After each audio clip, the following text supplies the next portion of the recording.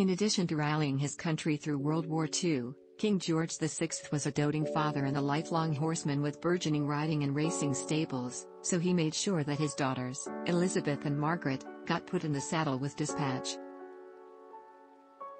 Accordingly, at the ripe age of 3, Princess Elizabeth was heaved aboard a pony and never really looked back. Classically, her first personal mount was a modest, bushy-maned, dun-colored Shetland named Peggy, whom George VI gave to Elizabeth when she was 4.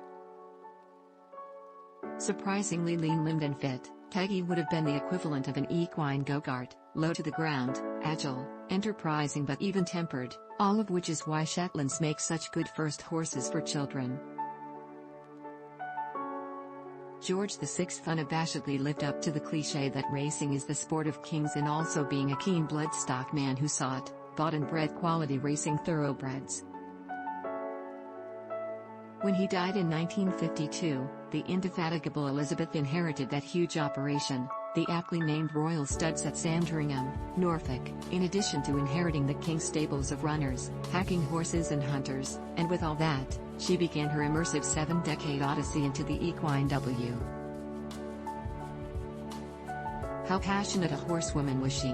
Despite COVID and her increasing frailty, the Queen hadn't skipped a Royal Windsor Horse Show since its inception in 1943, so, she resolutely determined not to miss it this May, either. When for medical reasons she had to forego her usual walkabout, but stoically insisted on visiting the show by being driven and by being walked to her seat, her trademark colorful headscarf firmly knotted against the weather.